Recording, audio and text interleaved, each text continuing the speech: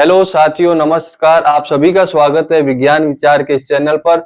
आज हम स्टार्ट करेंगे लेक्चर 2 चैप्टर नंबर 1 रासायनिक अभिक्रियाओं एवं समीकरण। तो चलिए हम स्टार्ट करते हैं लेक्चर 2। तो अपना टॉपिक है आज का द्रव्यमान संरक्षण का नियम। वैसे तो इस टॉपिक को आप क्लास 9th में पढ़ चुके हो, लेकिन फिर भी हम समझते हैं कि द्रव्यमान संरक्षण का नियम क्या होता है।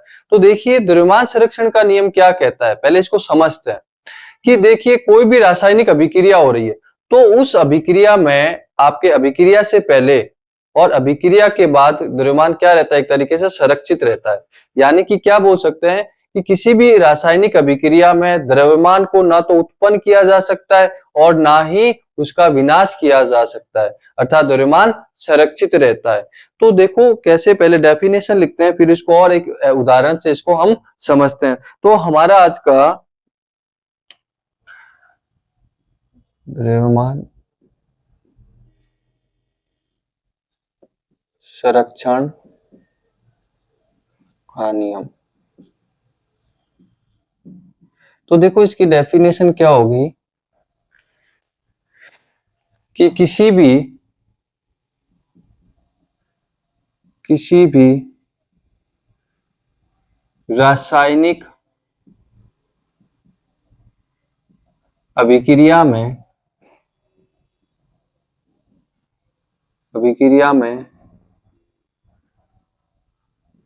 द्रव्यमान को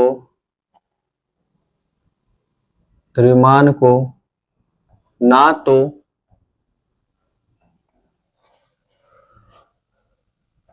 उत्पन्न किया जा सकता है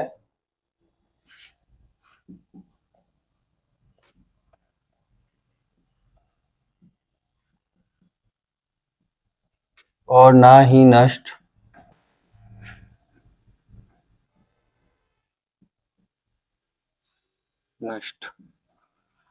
अर्थात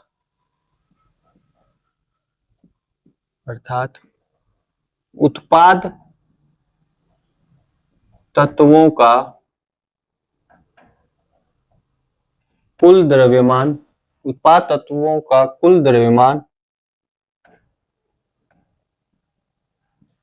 अभिकारक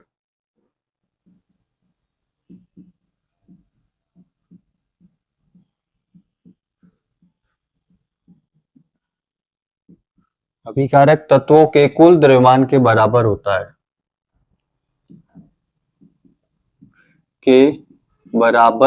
है,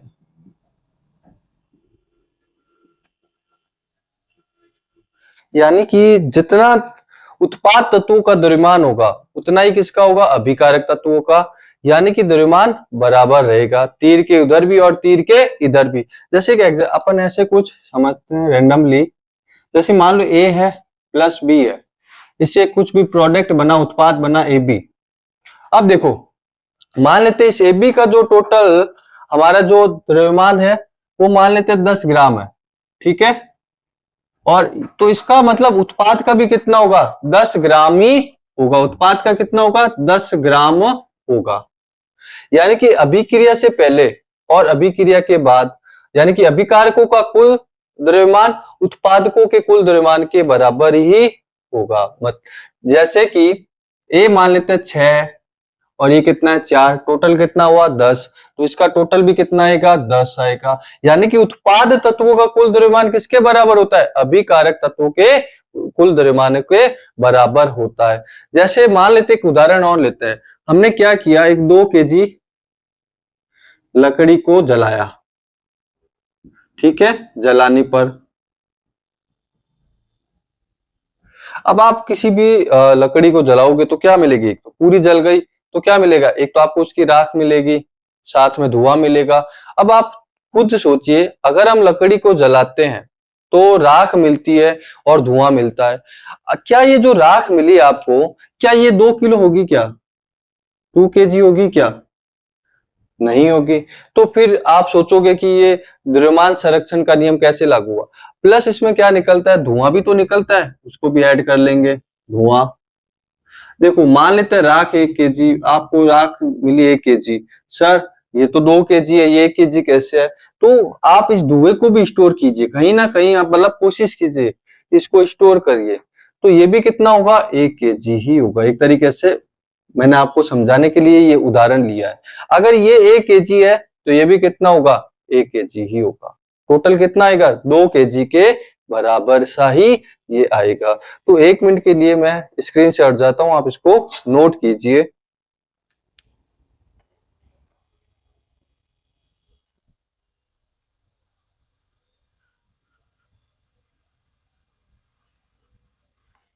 तो अब हम, ये तो आप देखिए, अब हम क्या है आगे इस चैप्टर में चलते हैं। तो हमारे एक आती है संतुलित समीकरण और एक आती है ढांचा समीकरण या कंकाली समीकरण, इनको असंतुलित समीकरण भी कहते हैं।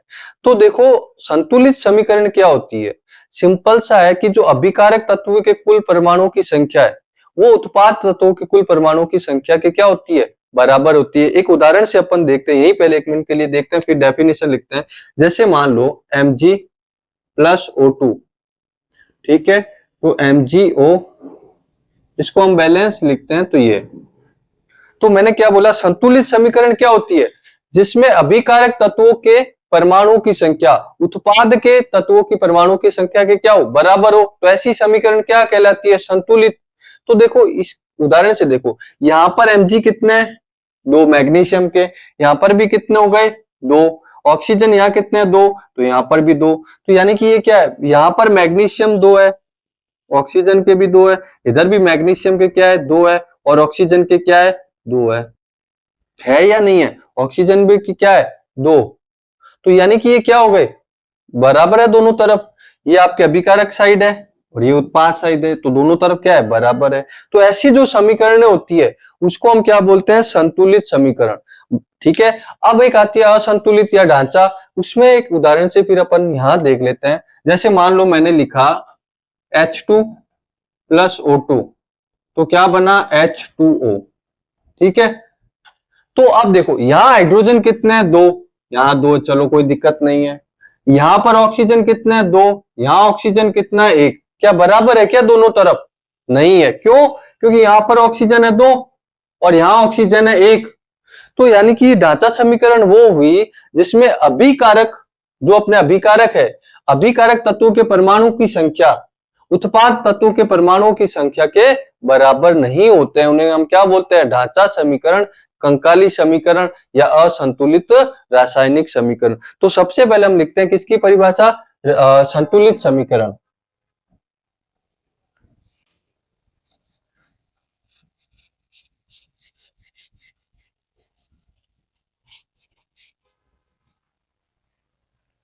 तो हमारी है सबसे पहले संतुलित रासायनिक समीकरण, संतुलित रासायनिक समीकरण।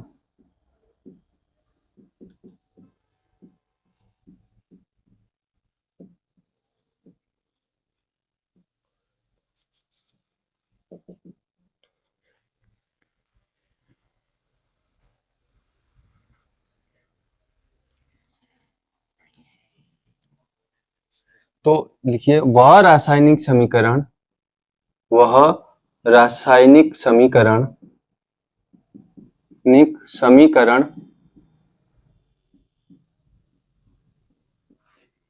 जिसमें अभिकारक और उत्पाद तत्वों के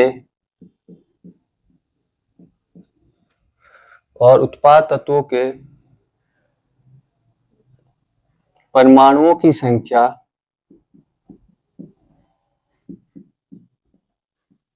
क्या बराबर होती है, उसे हम क्या बोलते हैं, रासायनिक संतुलित समीकरण।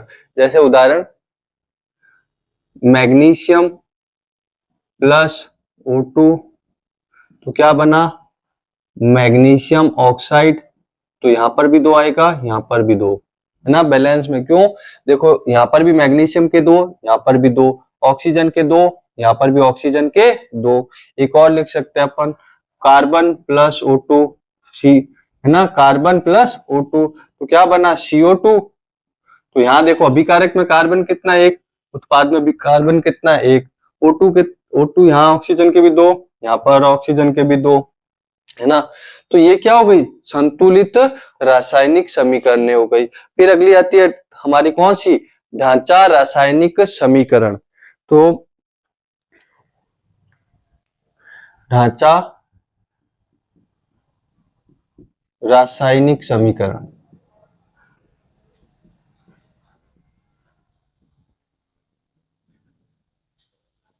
ठीक है, इसको हम कंकाली समीकरण भी बोलते हैं। इसको क्या बोला जाता है, कंकाली समीकरण। तो देखो ये क्या हो जाएगी, जिसमें ढांचा समीकरण क्या हुई, जिसमें उत्पाद के और अभिकारक तत्वों के परमाणु की संख्या क्या हो, बराबर ना हो, ठीक है ना, या द्रव्यमान भी बराबर ना हो, तो उसे भी हम क्या बोलते हैं, ढांचा समीकरण। तो ढांचा रासायनिक समीकरण, ऐसी समीकरण, ऐसी रासायनिक समीकरण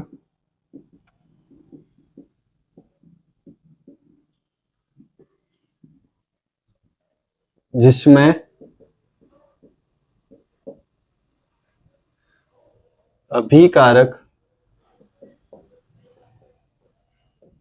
अभिकारक तत्वों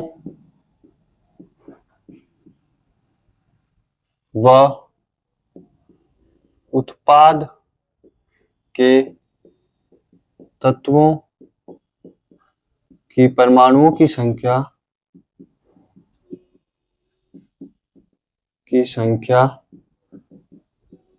बराबर ना हो,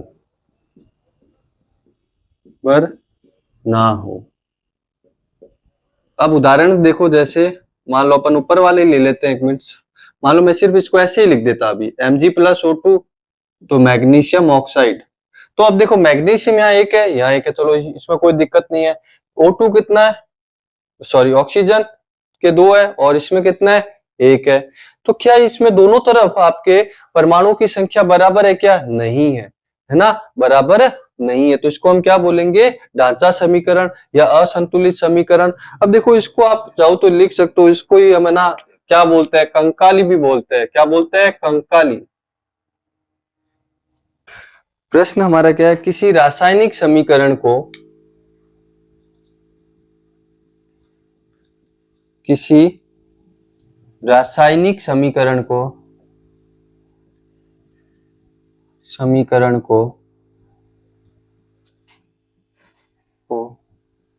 या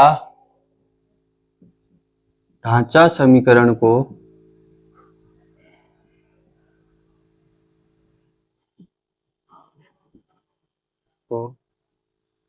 संतुलित करना क्यों आवश्यक है, संतुलित करना क्यों आवश्यक है।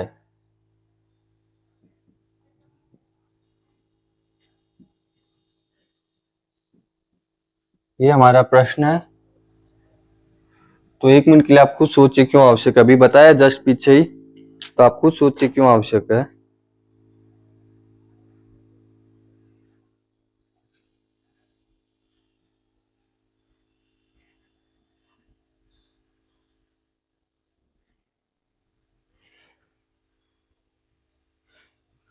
तो देखो भी हमने पढ़ा था कि जो द्रव्यमान संरक्षण के नियम के अनुसार क्या होता है कि किसी भी अभिक्रिया में ना तो हम द्रव्यमान को उत्पन्न कर सकते हैं और ना ही विनाश।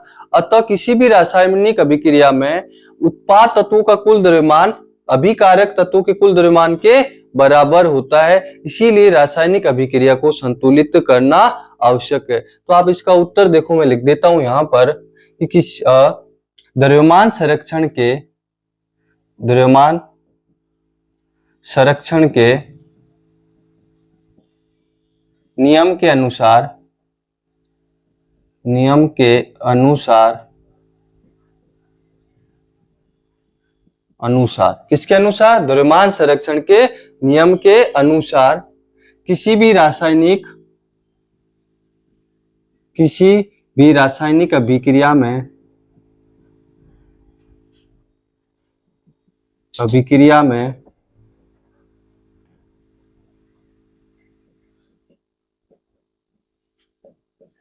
में उत्पाद तत्वों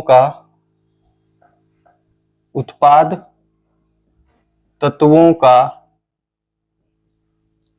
कुल द्रव्यमान अभिकारक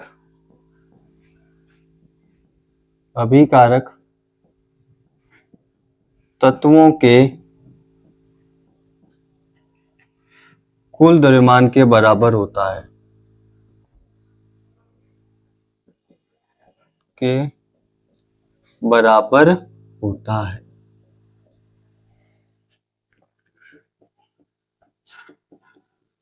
मैंने इसको थोड़ा सा शॉर्ट में लिखा है, आप चाहो तो इसको पूरा ऐसे लिख सकते हो कि द्रव्यमान संरक्षण के नियम के अनुसार किसी भी रासायनिक अभिक्रिया में द्रव्यमान को ना तो उत्पन्न किया जा सकता है और ना ही नष्ट किया जाता है।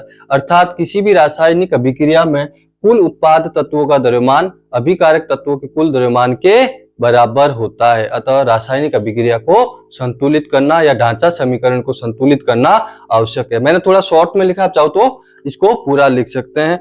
अब देखिए हमारा यहाँ से एक जो पढ़ेंगे टॉपिक, वहां से एक प्रश्न आपके बोर्ड एग्जाम में बहुत बार पूछा जाता है, इंपॉर्टेंट है वो टॉपिक कि रासायनिक समीकरण को संतुलित करना। तो आज हम सीखेंगे रासायनिक समीकरण को संतुलित करना। तो हमारा नेक्स्ट टॉपिक है रासायनिक समीकरण को संतुलित करना।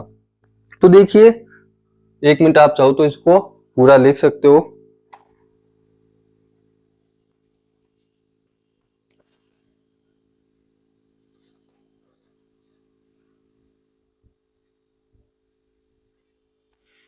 तो हमारा नेक्स्ट टॉपिक क्या है? रासायनिक समीकरण को संतुलित करना।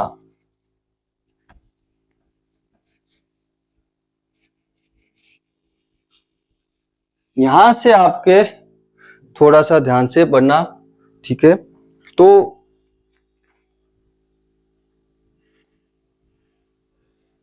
हमारा अगला है रासायनिक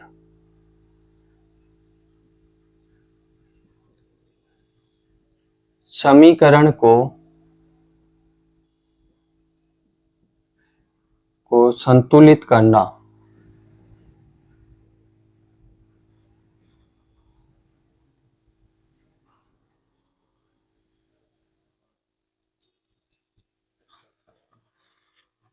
तो देखो इसमें हम स्टेप बाय स्टेप पढ़ेंगे कि हमारे संतुलित कैसे करते हैं। तो देखिए हमारे पास एक समीकरण दे रखी है Fe प्लस H2O। हमारे पास एक समीकरण कौन सी है? Fe प्लस H2O, ठीक है? तो क्या बनेगा? Fe3O4 प्लस H2, ये बनेगी हमारे पास एक समीकरण। इस समीकरण को हम संतुलित करना सीखेंगे। क्या अभी आपको संतुलित लग रही है? क्या नहीं लग रही? कैसे चेक कर सकते हो? यहाँ Fe कितना है? 1, यहाँ कितने हैं? 3, नहीं है। यहाँ हाइड्रोजन कितने हैं? 2, यहाँ 2 हाइड्रोजन तो संतुलित है। यहाँ ऑक्सीजन कितना है? 1, यहाँ ऑक्सीजन कितना है? 4, तो ये संतुलित नहीं है। तो हम स्टेप बाय स्टेप सीखेंगे, ठीक है? अगर हम डायरेक्ट है तो सीधे भी कर सकते हैं, लेकिन पहले हम इसको सीखेंगे बोर्ड के अकॉर्डिंग। तो अब देखिए सबसे पहले हमारा स्टेप फर्स्ट क्या है? चरण फर्स्ट कि आपका चरण फर्स्ट क्या कहता है? कोई भी समीकरण है, चरण फर्स्ट, ठीक है ना? तो चरण फर्स्ट क्या कहता है कि प्रत्येक सूत्र को या प्रत्येक तत्व को बॉक्स में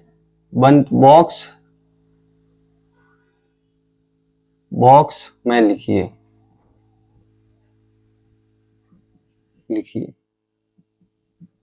तो सबसे पहले हमें क्या करना है? ये सूत्र या तत्व दे रखे हैं, इन सभी को क्या करना है? आपको बॉक्स में लिखना है या बॉक्स में बंद कर देना है इन सबको। कैसे? देखिए हम वापिस से इसको लिखते हैं। तो Fe इसको बॉक्स में बंद कर देंगे, प्लस H2O इसको भी बॉक्स में बंद कर देंगे, फिर Fe3O4 इसको भी बॉक्स में बंद कर देंगे, फिर क्या H2 इसको भी क्या कर देंगे? बॉक्स में बंद कर देंगे। अब देखो इन सभी को हम क्या करेंगे, बॉक्स में बंद कर दिया। पहला चरण हमारा क्या हुआ कि जितने भी आपके तत्व या सूत्र दे रखे हैं उसको बॉक्स में बंद कर देना है इस तरीके से। फिर दूसरा चरण क्या कहता है कि हमें दोनों तरफ के जो तत्व है, अभी दोनों तरफ मतलब अभिकारक और उत्पाद, आप चाहो तो देखो LHS और RHS भी यूज कर सकते हो, या अभिकारक या उत्पाद कुछ भी। तो चरण 2 क्या है, चरण 2 देखो चरण 2 में हम LHS और RHS के जो साइड है उनके तत्वों की सूची बनाएंगे। यानी कि चरण 2 में क्या कह रहे हैं, LHS यानी कि अभिकारक व उत्पाद तत्वों की सूची बनाएंगे।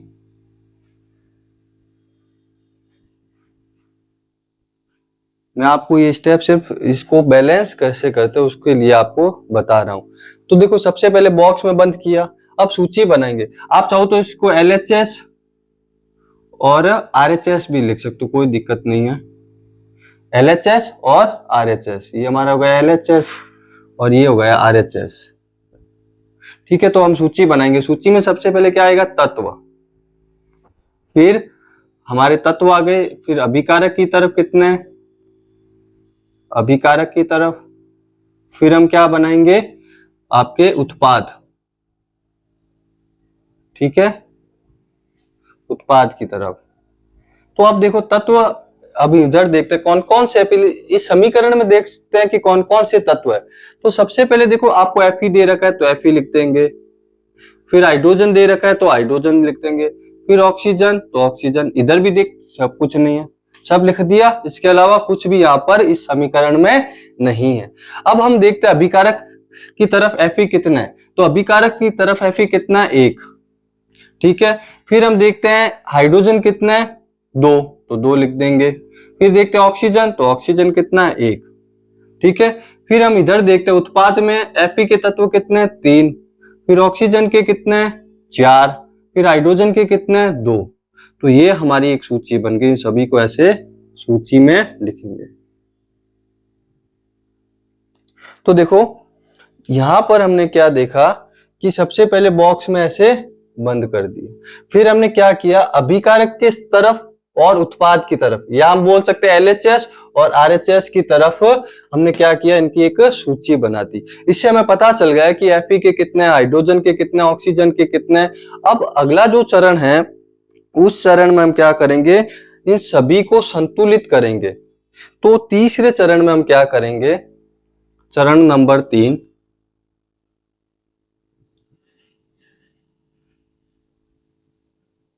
सभी तत्वों को संतुलित करेंगे। तीसरा तो देखो यहां इसी के नीचे लिखते हैं कि प्रत्येक परमाणुओं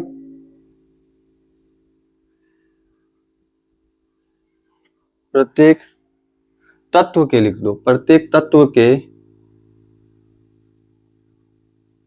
परमाणुओं को संतुलित करेंगे, को संतुलित करेंगे।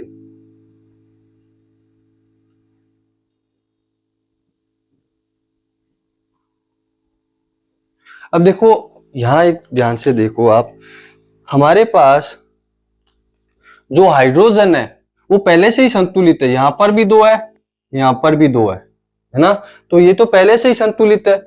लेकिन यहां पर देखो Fe 1 है, यहाँ 3 है, यहाँ ऑक्सीजन 1 है, 4, तो इसमें से और इसमें से पहले किसी एक को संतुलित करेंगे।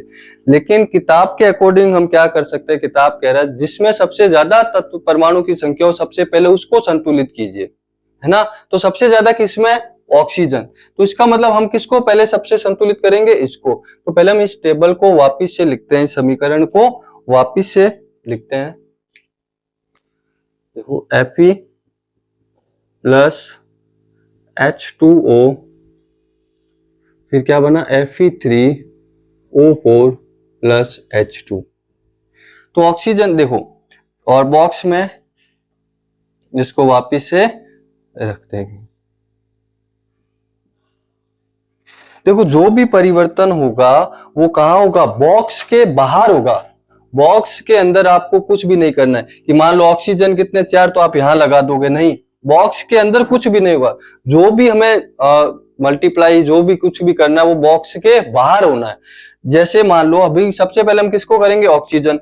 तो यहां पर आप देखो ऑक्सीजन कितने 4, लेकिन यहाँ कितने 1। तो यहाँ 4 करने के लिए हम इसको क्या कर देंगे, गुणा कर देंगे 4 से, कर दिया। अब देखो 4 से जैसे ही गुणा करोगे तो यहाँ पर ये ऑक्सीजन कितने हो गए 4, और यहाँ पर भी कितने हो गए 4। लेकिन फिर एक समस्या हो गई, क्या, यहाँ हाइड्रोजन कितने, देखो 2, यहाँ हाइड्रोजन कितने 2, लेकिन अब यहाँ हाइड्रोजन कितने हो गए 4 इंटू 2 कितने हो गए 8। भाई यहाँ 2 है यहाँ 4, तो ये कितने हो गए 8। अब हाइड्रोजन क्या हो गया, अनबैलेंस हो गया, असंतुलित हो गया। तो अब हम क्या करेंगे, हाइड्रोजन को करने के लिए इसके आगे देखो, जैसे यहाँ पर ये हाइड्रोजन, ये तो देखो ऑक्सीजन तो हो गया ना बैलेंस, यहाँ 4 तो यहाँ पर भी 4 होगा, लेकिन यहाँ हाइड्रोजन कितने हो गए 8, लेकिन यहाँ हाइड्रोजन कितने 2, है ना। तो अब हम क्या करेंगे, इसके आगे 4 लगा देंगे। अब देखो हो गए ना हाइड्रोजन 8, 4 इंटू 2 8, और यहाँ पर भी 4 इंटू 2 कितने हो गए 8 हो गए, और यहाँ पर भी 8 हाइड्रोजन, और यहाँ पर भी 8 हो गए, 8 8 हो गए ना। और ये भी ऑक्सीजन कितने हो गए 4, यहाँ पर भी ऑक्सीजन कितने हो गए 4। अब देखो यहां अब, लेकिन यहां Fe कितना है 1, और यहां कितने 3, तो यहां क्या करेंगे 3 लगा देंगे। तो ये हमारी समीकरण बैलेंस हो गई। अब हमारा जो अगला चरण है वो लिखिए चाहे ना लिखिए, लेकिन मैं आपको समझाने के लिए लिख देता हूं। अगला चरण कहता है कि जो हमने संतुलित किया है उसकी जांच कीजिए, संतुलित समीकरण की जांच कीजिए। अगला चरण हमारा क्या कह रहा है, संतुलित समीकरण को पुनः जांचिए। तो अब जांच लेते हैं, यहां इधर इस तरफ हम पुनः जांच लेते हैं संतुलित समीकरण को। तो अगला चरण हम लिखते हैं चरण 4,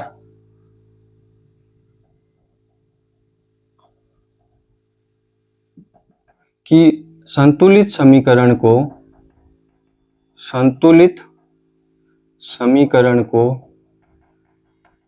पुनः जांचिए, जांच करो। ठीक है, तो हम करते हैं, चलो इसको जांच करते हैं। अब हमें कौन सी देखनी है, अब जो जांच करनी है ना, अब ये वाली नहीं देखनी है जो हमने संतुलित की है, कौन सी, ये वाली। अब इसको करना है, वैसे ही वापिस से टेबल बनाएंगे। मैं जल्दी से टेबल यहां बना देता हूं।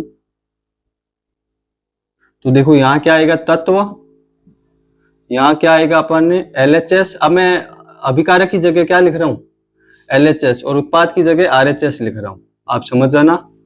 ठीक है, तो तत्व की जगह वही Fe और हाइड्रोजन और ऑक्सीजन। अब देख लेते हैं, हमारे यहाँ Fe कितने 3, हाइड्रोजन कितने 4 और 2 8 8, ऑक्सीजन कितने 4, है ना।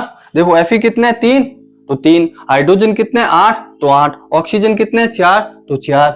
अब इधर देखते हैं RHS की तरफ, Fe कितने 3 तो 3, हाइड्रोजन कितने 8, ऑक्सीजन कितने 4 तो 4। ये देखो हमारी क्या हो गई, अब संतुलित हो गई। यहां तक आशा करता हूं कि यहां तक आपके स्टेप क्लियर हुए होंगे। अब अपन अगला चरण देखते हैं कि जो भी समीकरण लिखी हमने, है ना, मैं शॉर्ट में लिख रहा हूं इसको, जो अभिकारक है वो उत्पाद, इनको भौतिक अवस्थाओं में लिखना, भौतिक अवस्थाओं में लिखना, भौतिक अवस्थाओं में लिखना। ठीक है, तो देखो जो भी आपके चरण 5 में अभिकारक, उत्पाद और भौतिक अवस्थाओं में लिखना, जैसे हमने कल की क्लास में पढ़ा था, लेक्चर में पढ़ा था हमने, ठोस, ठोस के लिए क्या यूज करते हैं S। अगर कोई चीज जैसे यहाँ Fe क्या है ठोस, तो ठोस के लिए S। द्रव, तो द्रव के लिए क्या यूज करेंगे हम L। फिर गैस, तो गैस के लिए हम क्या यूज करेंगे G। फिर हमारे पास है जलीय विलयन, तो जलीय विलयन के लिए हम क्या यूज करेंगे एक्वस AQ, जलीय विलयन के लिए AQ, जलीय विलयन के लिए AQ यूज करेंगे।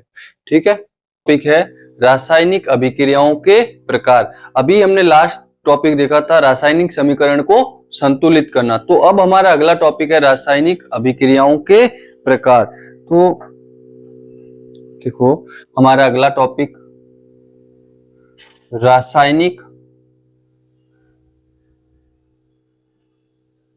अभिक्रियाओं के प्रकार।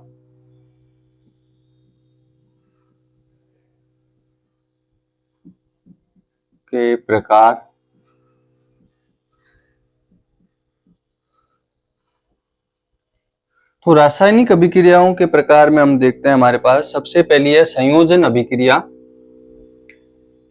संयोजन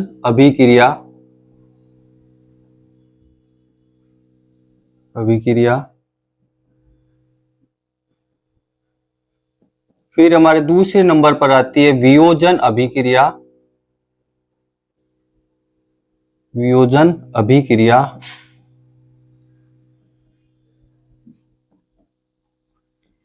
फिर तीसरे नंबर पर आती है विस्थापन अभिक्रिया।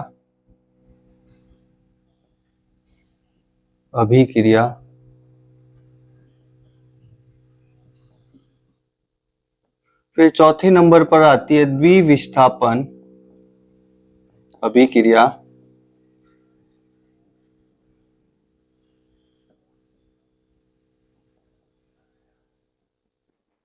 फिर पांचवें नंबर पर आती है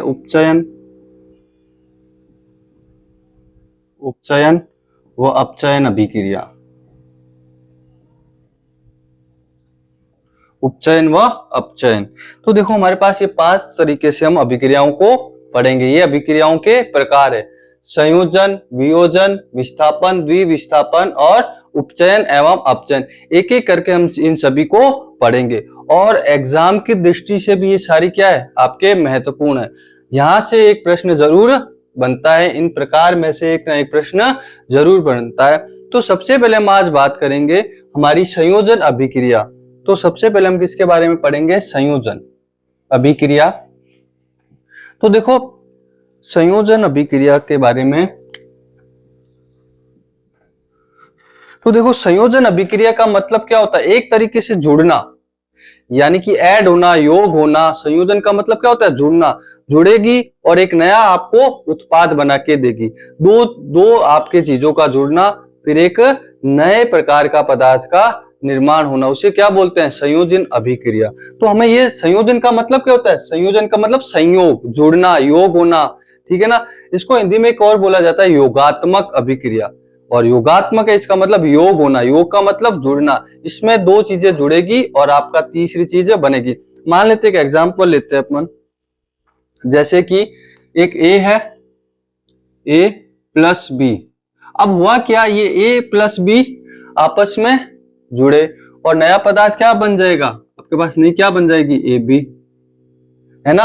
अब इसमें परिभाषा क्या हो जाएगी, जब 2 या 2 से अधिक अभिकारक मिलकर एक एकल उत्पाद का निर्माण करता है उसे संयोजन अभिक्रिया कहते हैं। अब देखो परिभाषा क्या, यानी कि अभिकारक कितने होंगे, 2 या 2 से अधिक हो सकते हैं, लेकिन उत्पाद कितना होगा, एक ही होगा। यहां पर देखो जैसे ये अभिकारक है, ये क्या है हमारे अभिकारक,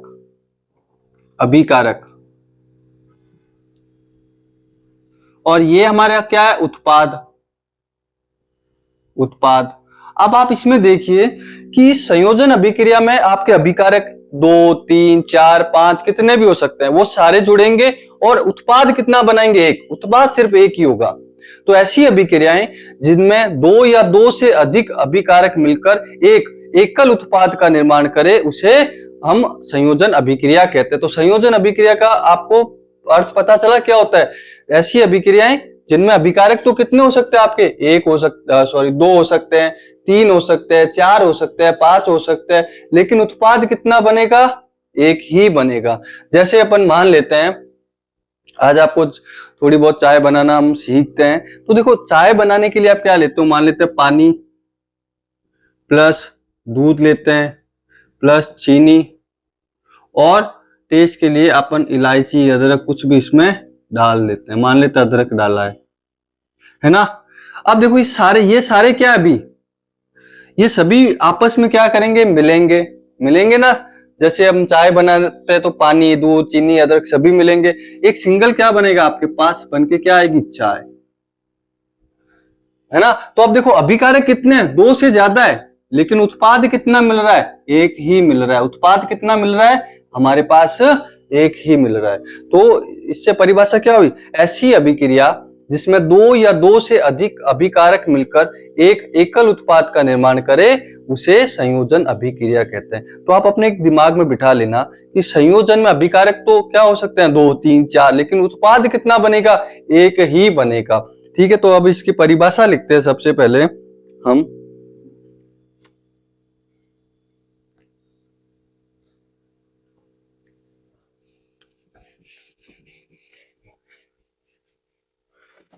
तो इसके ऐसी अभिक्रिया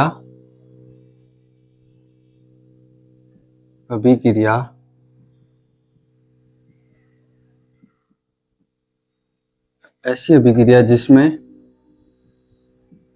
दो या दो से अधिक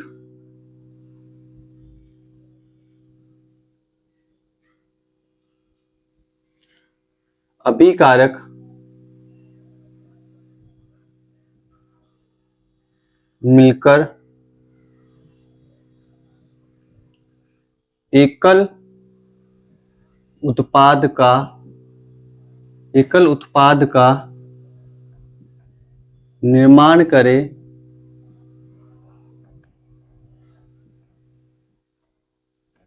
उसे संयोजन अभिक्रिया कहते हैं।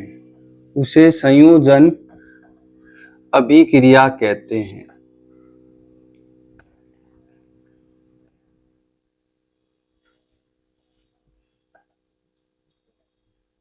उसे संयोजन अभिक्रिया कहते हैं। अब इसमें एक पहला उदाहरण हम देखते हैं संयोजन अभिक्रिया में, कैल्शियम हाइड्रोक्साइड का निर्माण। पहला उदाहरण देखते हैं, उदाहरण से और समझेंगे। कैल्शियम हाइड्रोक्साइड का निर्माण, उदाहरण पहला देखते हैं अपन। कैल्शियम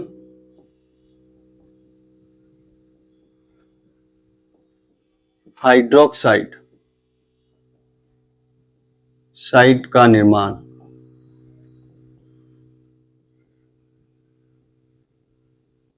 अच्छा, कैल्शियम हाइड्रोक्साइड का सूत्र क्या होता है, CaOH का होल ट्वाइस, ये होता है कैल्शियम हाइड्रोक्साइड।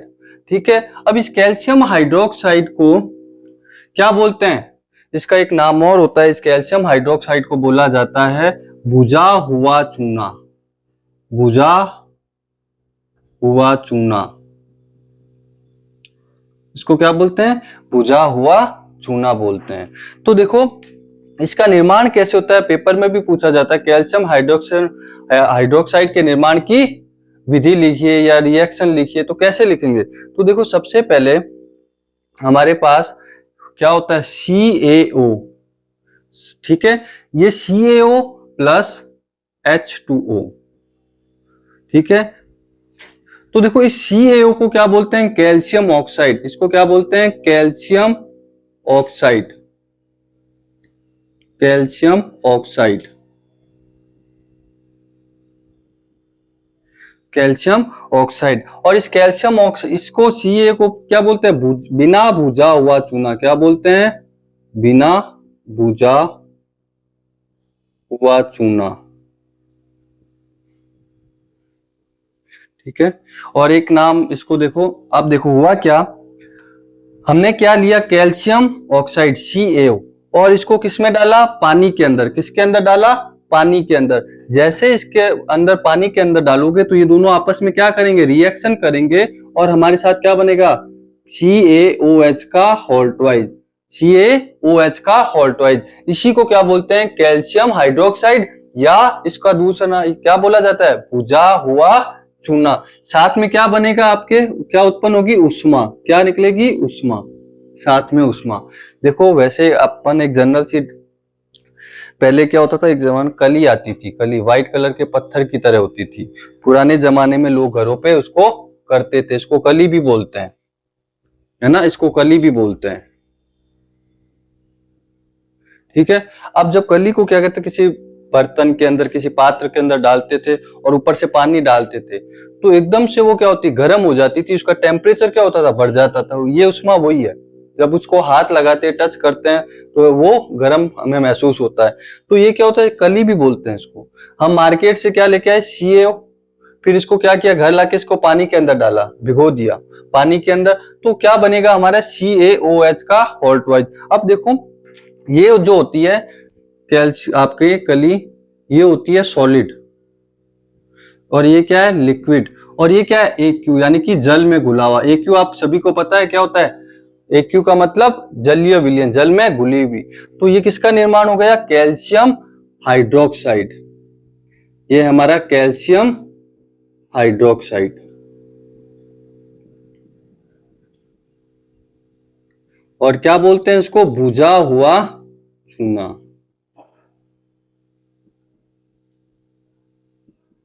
अब एक सिंपल सा याद रखो, किसी भी चीज को बुझाना हो तो उस पर क्या डाल देते हैं, पानी।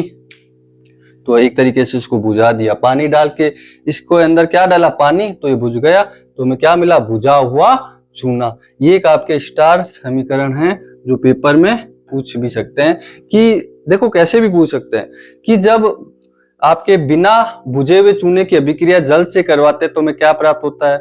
या ऐसे पूछ सकता है कि बुझे हुए चूने की समीकरण लिखिए, कैल्शियम हाइड्रोक्साइड के निर्माण की समीकरण लिखिए। अब इसको कैसे भी घुमा के पूछ सकता है, कैसे भी, तो आपको ये चीज पता होनी चाहिए। तो देखो पहला उदाहरण हमारा है कैल्शियम हाइड्रोक्साइड का निर्माण। फिर देखिए दूसरा उदाहरण हम देखते हैं, एक आप तब तक इसको नोट करिए।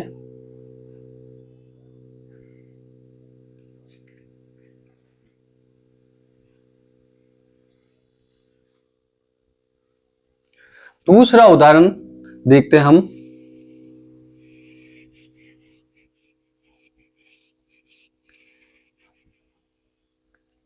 कोयले का दहन। कोयले का दहन, तो कोयले के दहन की समीकरण, और ये भी स्टार है, पेपर में पूछा जाता है। देखो कोयले का दहन या कार्बन का दहन, ये भी पूछ सकते हैं, एक ही बात है, कार्बन का दहन, है ना। एक नंबर का प्रश्न अपने बोर्ड के एग्जाम में ये आता है, कोयले का दहन या कार्बन का दहन। तो इसकी समीकरण क्या होगी, देखो जब कोयला हो चाहे किसी, तो उसके अंदर क्या जलता है, कोयले के अंदर क्या होता है, कार्बन, तो कार्बन जलता है, और कार्बन को किससे लिखते हैं, C से। तो यहाँ क्या आ जाएगा, कार्बन, C। अब किसी भी चीज को जलाना हो तो वो किसकी उपस्थिति में दहन होगा, उसका ऑक्सीजन की उपस्थिति। कोई भी चीज हो, आप अगर किसी का भी दहन कर रहे हो तो किसकी उपस्थिति में होता है, ऑक्सीजन की उपस्थिति में। तो क्या बनेगा, किसकी उपस्थिति में, O2। तो ये देखो क्या बना, C+O2, और दोनों का जब दहन करोगे तो क्या बनेगी, CO2। क्या बनेगी, CO2। अब देखो आप खुद देखिए, ये संयोजन का उदाहरण है या नहीं है। कैसे, अभिकारक कितने हैं, 2, उत्पाद कितना आ रहा है, सिंगल।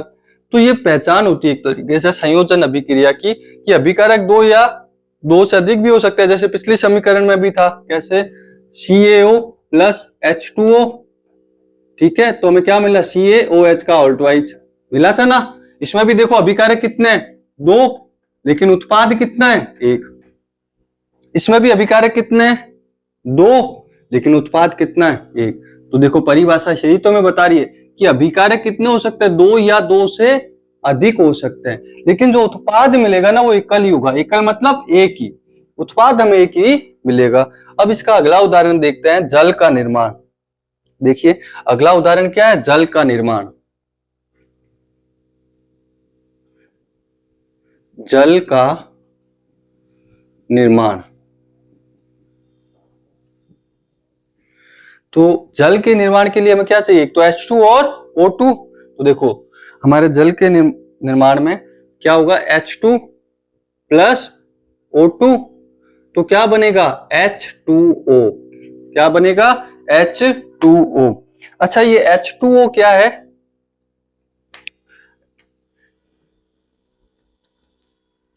अब देखो H2 क्या है, गैस, O2 भी क्या है, गैस, और ये क्या है, लिक्विड। तो देखो इसमें भी देखो अभिकारक कितने हैं, 2, लेकिन उत्पाद कितना बन रहा है, एक। तो संयोजन अभिक्रिया का उदाहरण हुआ या नहीं हुआ? तो ये भी हमारे संयोजन अभिक्रिया का उदाहरण है। तो जल का निर्माण कैसे होता है, क्या क्या चाहिए? एक तो H2 चाहिए और एक O2, दोनों रिएक्शन करेंगे, रिएक्शन करके एकल उत्पाद क्या बनेगा, जल, H2O। अब इसमें ये क्या है, सॉलिड है, ये क्या है, गैस है, और ये भी क्या है, गैस है। तो एक मिनट आप इसको जल्दी से नोट कीजिए, फिर आगे बढ़ते हैं।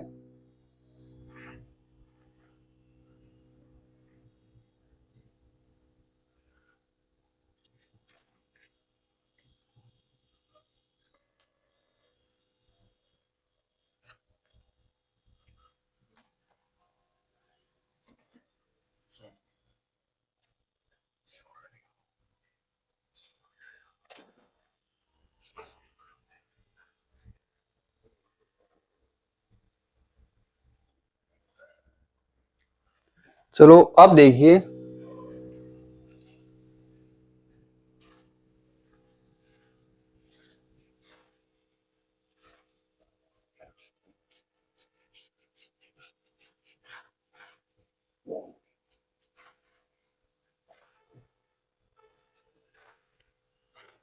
अब देखिए अगला, ऊष्माक्षेपी रासायनिक अभिक्रिया। ऊष्माक्षेपी रासायनिक अभिक्रिया।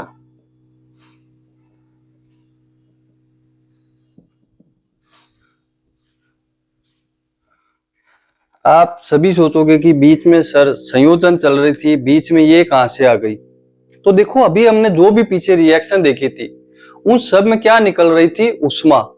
सब में क्या निकल रही थी, ऊष्मा निकल रही थी ना। जैसे हमने ये देखी थी, CaO प्लस H2O, है ना।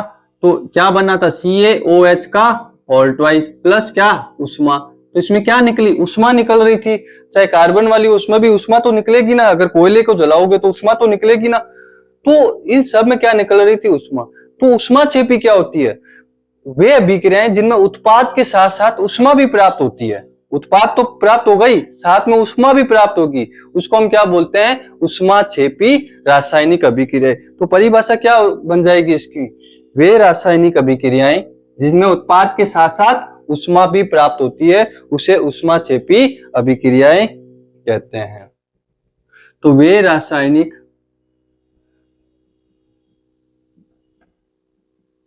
अभिक्रियाएं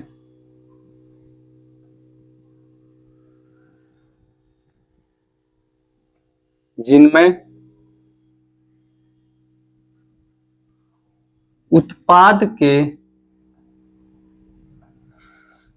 उत्पाद के साथ साथ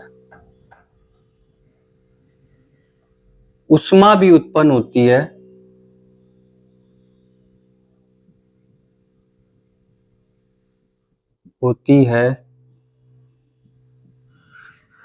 उन्हें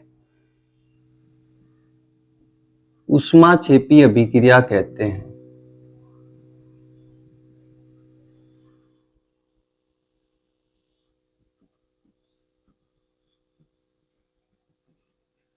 है ना, यानी कि आपको उत्पाद तो मिलेगा, लेकिन उत्पाद के साथ ऊष्मा भी प्राप्त होगी। ऐसी जो अभिक्रियाएं होती है ना, उसको हम क्या बोलते हैं, ऊष्माक्षेपी रासायनिक अभिक्रियाएं कहते हैं। अब हम इसके उदाहरण भी देखते हैं, ऊष्माक्षेपी रासायनिक अभिक्रियाओं के उदाहरण। तो सबसे पहले उदाहरण है हमारे पास प्राकृतिक गैस का दहन। प्राकृतिक गैस का दहन, उदाहरण।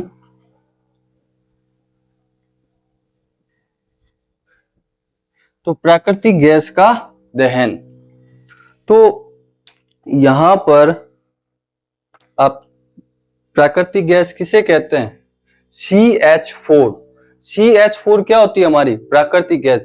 जब इसका दहन करेंगे तो हमें क्या मिलेगी, एक तो हमें फिक्स हो गया कि ऊष्मा तो निकलेगी, क्यों, क्योंकि ऊष्माक्षेपी पढ़ रहे हैं। ऊष्माक्षेपी में क्या निकलती है, ऊष्मा। तो उत्पाद के साथ साथ, प्रोडक्ट के साथ साथ हमें क्या मिलेगी, हीट मिलेगी, ऊष्मा मिलेगी। तो देखो क्या होता है, CH4 प्लस O2, क्यों? अभी पढ़ा था, अगर किसी भी चीज का दहन करते हैं तो किसकी उपस्थिति में होता है? ऑक्सीजन की उपस्थिति में होता है। तो CH4 प्लस O2, तो क्या मिलेगा? एक तो CO2 साथ में H2O, साथ में H2O, CO2 और साथ में H2O। तो अब इसको बैलेंस कर लेते हैं। क्या बैलेंस? आपको देखो यहाँ पर क्या आ जाएगा? 2, यहाँ पर भी क्या आ जाएगा? 2। तो ये क्या हो गया? देखो यहाँ पर कार्बन 1, यहाँ पर भी 1, यहाँ हाइड्रोजन 4, यहाँ पर भी हाइड्रोजन 4 हो गए। ठीक है, ऑक्सीजन 4, तो यहाँ 2 और ये 2 4 हो गए। तो ये कैसी अभिक्रिया हमारी? ऊष्माक्षेपी अभिक्रिया। और साथ में क्या निकलती है आपके? ऊष्मा। साथ में क्या प्राप्त होती है? ऊष्मा प्राप्त होती है। तो इसी अभिक्रिया को क्या बोलते हैं हम? ऊष्माक्षेपी अभिक्रिया। ठीक है, एक उदाहरण क्या है आपका कि जो साग सब्जियों का विघटित होकर कंपोस्ट बनना भी क्या है? ऊष्माक्षेपी अभिक्रिया का उदाहरण है। साग सब्जियां मतलब जैसे सब्जियों के जो वेस्टेज है, या फल के वेस्टेज है, फलों के छिलके हैं, सब्जियों के छिलके हैं, या सूखी पत्तियां हैं, या सड़े गले जो जानवर है, आप उन सबको इकट्ठा करो और एक जगह रख दो। धीरे धीरे उसमें कुछ बैक्टीरिया, कुछ सूक्ष्म जीव लगेंगे और वो धीरे धीरे उसको किसमें बदलने लग जाएंगे? कंपोस्ट मतलब खाद के अंदर। और साथ में क्या निकलेगी? ऊष्मा। तो ये पेपर में पूछा जाता है कि साग सब्जियों का विघटित होकर कंपोस्ट बनना किस प्रकार की अभिक्रिया का उदाहरण है? तो उत्तर क्या होगा? ऊष्माक्षेपी। तो क्या होगा? देखो यहाँ पर उदाहरण,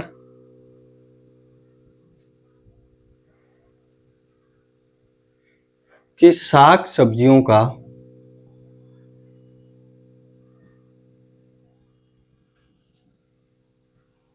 जिसको वनस्पति द्रव्य भी बोलते हैं, क्या बोलते हैं? वनस्पति द्रव्य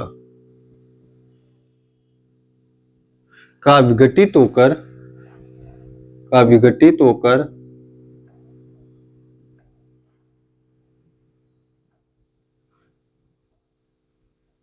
कंपोस्ट बनना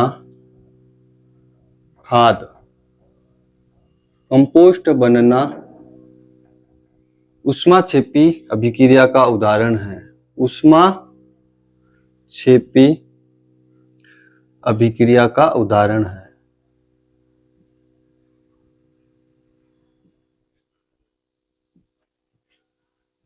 ठीक है, तो देखो एक प्राकृतिक गैस का दहन, तो किसी दहन, ये क्या होती है? CH4 प्राकृतिक गैस होती है। इसको हम ऑक्सीजन की उपस्थिति में क्या होगा? इसका दहन होगा, तो एक तो CO2 बनेगी, एक क्या बनेगा? H2O बनेगा, और साथ में ऊष्मा भी प्राप्त होगी।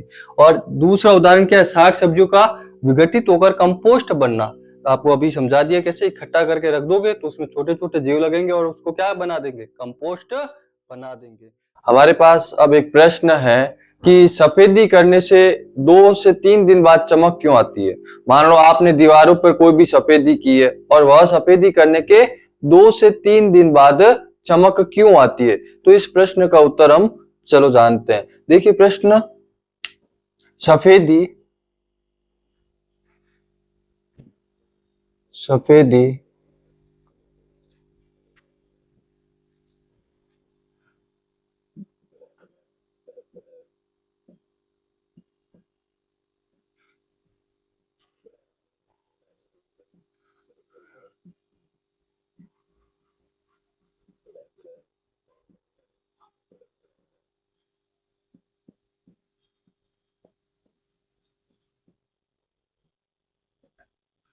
तो प्रश्न हमारा क्या है? सफेदी करने के 2 से 3 दिन बाद चमक क्यों आती है? तो इस प्रश्न को समझते हैं। हमने पीछे भी पढ़ा था, हमारे पास होता है कैल्शियम ऑक्साइड। क्या होता है? Calcium oxide. तो देखो मार्केट से क्या लेके आते हैं? CaO। ठीक है ना? अब CaO क्या होता है? कैल्शियम ऑक्साइड बोलते हैं, या आपके बिना भुजा हुआ चूना। जब जैसे ही आप मार्केट पर लेके आते हो, परचेज करते हो, और इसको किस में डाला? पानी के अंदर, पानी के अंदर डाला। ठीक है, तो पानी के अंदर जैसे ही डालोगे तो ये क्या बनेगा हमारे पास? कैल्शियम हाइड्रोक्साइड, CaOH का होल ट्वाइस 2, और साथ में क्या बनेगी? हमारे ऊष्मा।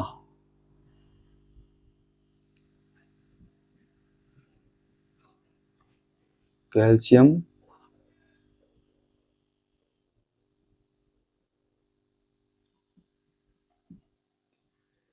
यानी कि बुझा हुआ चूना।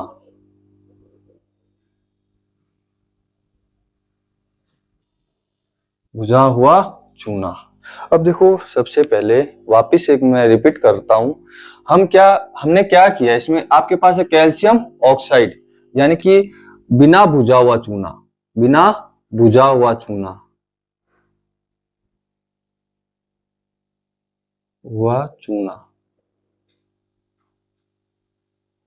यह है बिना बुझा हुआ चूना। जैसे ही पानी में डालोगे तो रिएक्शन होगी, क्या बनेगा, कैल्शियम हाइड्रोक्साइड बनेगा।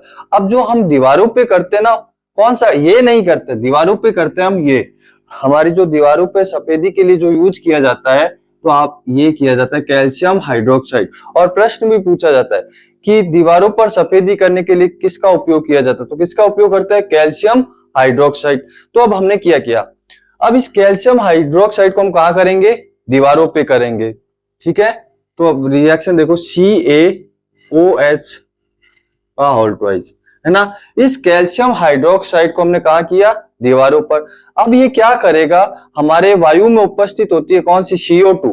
तो ये उस CO2 से क्या कर लेगा, अभिक्रिया, CO2 से क्या कर लेगा, अभिक्रिया कर लेगा, और क्या बना देगा, एक परत बना देगा, किसकी, कैल्शियम कार्बोनेट CaCO3 की, कैल्शियम कार्बोनेट की एक पतली परत बना देगा, और साथ में क्या निकलेगा, जल, वेपर बन के भी जल, और ये कैसा होगा, सॉलिड। देखो अब इस कैल्शियम कार्बोनेट की, सॉरी कैल्शियम हाइड्रोक्साइड की अभिक्रिया किससे हुई, CO2 से।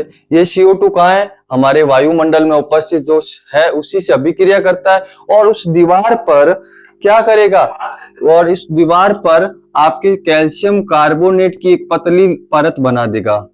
जैसे मान लेते हैं अपन, ये एक दीवार है अपनी, इस दीवार पर आपने क्या किया, इसको, तो कुछ समय बाद क्या करेगा, ये जो कैल्शियम हाइड्रोक्साइड है ये CO2 से अभिक्रिया करेगा, और इस पूरी दीवार पर एक पतली परत बना देगा, किसकी, कैल्शियम कार्बोनेट की। और इस पूरी अभिक्रिया को होने में कितने दिन लगते हैं, 2 से 3 दिन लगते हैं, है ना। इसीलिए जो चमक आती है वो 2 से 3 दिन बाद आती है। ये पूरा प्रोसेस होने में कितना टाइम लगेगा, 2 से 3 दिन।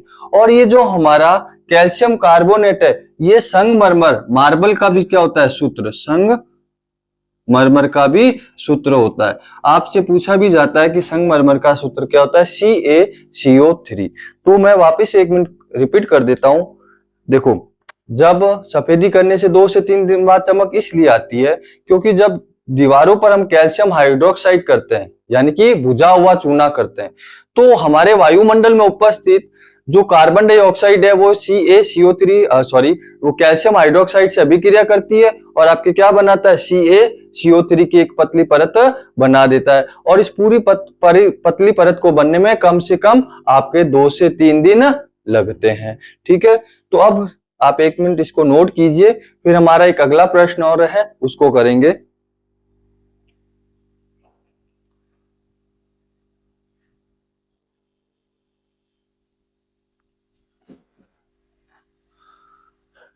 तो अगला प्रश्न देखते हैं।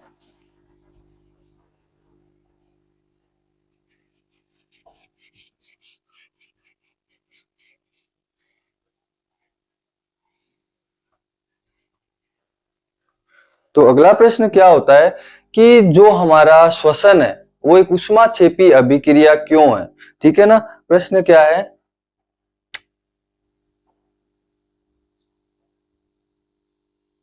श्वसन को ऊष्माक्षेपी अभिक्रिया क्यों कहते हैं, अभिक्रिया क्यों कहते हैं।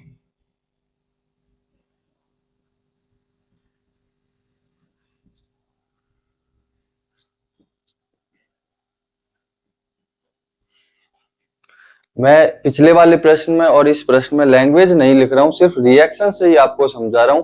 लैंग्वेज में जो बोल रहा हूं आप उसको लिख सकते हो, मैं लास्ट में फिर बोल दूंगा एक बार। लेकिन सबसे पहले अपन इस प्रश्न को समझते हैं। देखो होता क्या, सभी प्राणियों को जीवित रहने के लिए क्या आवश्यक है, ऊर्जा, और वह ऊर्जा में किससे मिलती है, भोजन से, है ना। हमारी जो ऊर्जा है वो भोजन से मिलेगी। अब होता क्या है, जब पाचन क्रिया होती है तो हमारे जो खाद्य पदार्थ है वो छोटे छोटे टुकड़ों में क्या होते हैं, टूट जाते हैं। जैसे कि चावल है, ब्रेड है ना, आलू है, इनमें क्या होता है, कार्बोहाइड्रेट होता है। अब ये कार्बोहाइड्रेट क्या होता है, और छोटे छोटे टुकड़ों में टूटकर किसमें बदल जाता है, ग्लूकोज। अब ये जो ग्लूकोज होता है वह क्या करता है, हमारे शरीर की जो कोशिकाएं हैं उन कोशिकाओं में पहले से क्या उपस्थित है, ऑक्सीजन। तो उस ऑक्सीजन से वो अभिक्रिया करते हैं और हमें क्या प्रदान करते हैं, ऊर्जा। हमें क्या मिल रही है, ऊर्जा मिल रही है। और हमने देखा जिसमें उत्पाद के साथ साथ ऊर्जा मिलती है उसको हम क्या बोलते हैं, ऊष्माक्षेपी अभिक्रिया। तो इसकी समीकरण क्या होगी,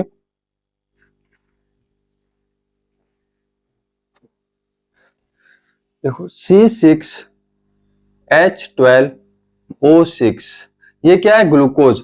ये किससे अभिक्रिया करेगा, हमारे शरीर में क्या उपस्थित है, कोशिकाओं में ऑक्सीजन। तो ऑक्सीजन से ये अभिक्रिया करेगा। देखो हुआ क्या, हमने खाना खाया, खाने में मान लो कार्बोहाइड्रेट है, कार्बोहाइड्रेट किस में टूटेगा, ग्लूकोज। तो ग्लूकोज ये रहा, इसमें टूट गया। अब ये ग्लूकोज क्या करेगा, हमारे शरीर में उपस्थित क्या है, ऑक्सीजन। कोशिकाओं में उपस्थित क्या है, ऑक्सीजन। उस ऑक्सीजन से ये अभिक्रिया करेगा तो एक तो क्या बनेगी, CO2, साथ में क्या बनेगा, जल, और हमें क्या मिलेगी, साथ में ऊर्जा मिलेगी। क्या मिलेगी, ऊर्जा, है ना। तो हमें क्या प्राप्त हो रही है, देखो ऊर्जा। इसीलिए इसको क्या बोलते हैं, ऊष्माक्षेपी अभिक्रिया बोलते हैं। श्वसन को क्या बोलते हैं, ऊष्माक्षेपी अभिक्रिया। अब आप खुद देखिए समीकरण जो लिखी हुई है, क्या ये बैलेंस है क्या, आप चेक करिए 1 मिनट के लिए।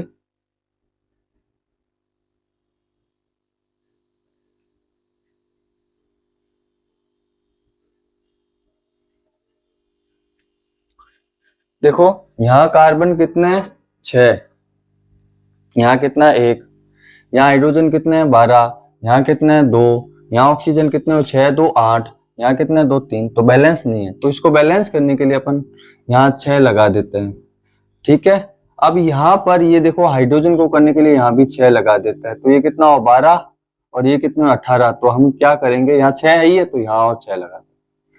तो ये पूरी जो समीकरण है वो किसकी है, आपके श्वसन की समीकरण है। तो मैं दोनों प्रश्न को एक बार लैंग्वेज में रिपीट कर देता हूं। जैसे सफेदी वाला है कि सफेदी के 2 से 3 दिन बाद चमक क्यों आती है, तो आप इसको ध्यान से सुनिए।